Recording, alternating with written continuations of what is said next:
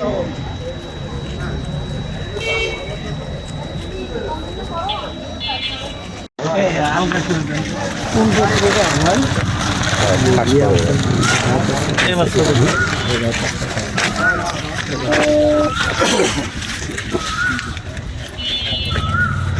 অংশ আপনি আপনার অন্যত্র সরাই নিচ্ছেন, যেটা আমাদের কাছে জরুরি সন্ধিমূলক মনে হয়েছে। আপনি নিজেও স্বীকার করেছেন যে এটা আপনি আইনত করতে পারেন না। যেটা আপনি আইনত করতে পারেন না, আপনি ভোক্তাদের প্রতিশ্রুতভাবে যে সেবা দেওয়ার কথা সেটা না দিয়ে আপনি অসৎ উদ্দেশ্যে এই কাজ করেছেন। এই জন্য আপনাকে ভোক্তা অধিকার সংরক্ষণ আইন 2009-45 ধারা অনুযায়ী আপনাকে 50,000 টাকা অর্থদণ্ড করা হলো। অনাদায়ে আপনি 1 মাসের বিনাশন কারাদণ্ডের জন্য।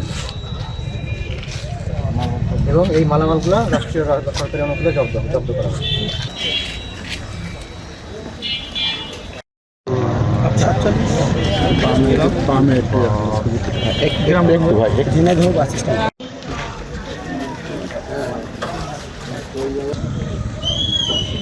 এই চালটা গরিব মানুষের চাল। সরকার 30 টাকা কেজি চাল দেয়, যেন চাল দাম তো অনেক বেশি বাজারে, তাই না? এতে তো বেশি দাম বাজারে দেয় যেন গরিব মানুষ কিনতে পারে। সেক্ষেত্রে আর এইরকম কিছু লোক তারা হচ্ছে এই চালটা দরিদ্রদের মধ্যে হয়তো অর্ধেক দিচ্ছে, বাকি অর্ধেক উন্নত সরাই দিচ্ছিল। ঠিক আছে, এটা আমরা আজকে খবর পাইছি, খবর পেয়ে আমরা অভিযোগ করছি।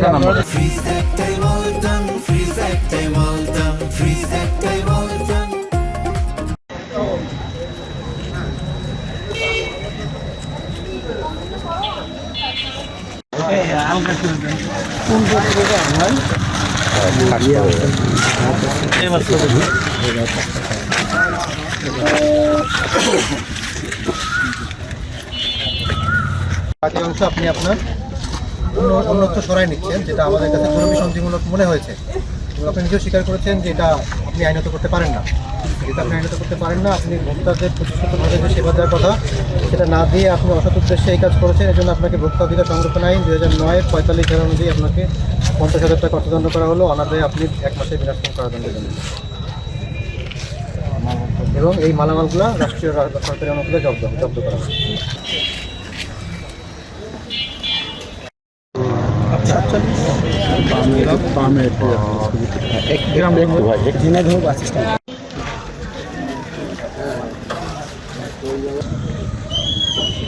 এই চালটা গরিব মানুষের চাল।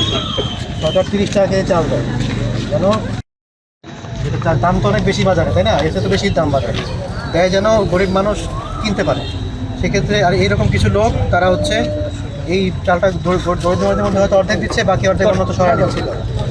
ঠিক আছে, এটা আমরা আজকে খবর পাইছি, খবর পেয়ে আমরা অভিযোগ করছি। আপনারা যদি এরকম কিছু জানেন, আপনারা আমাদের সহায়তা করবেন।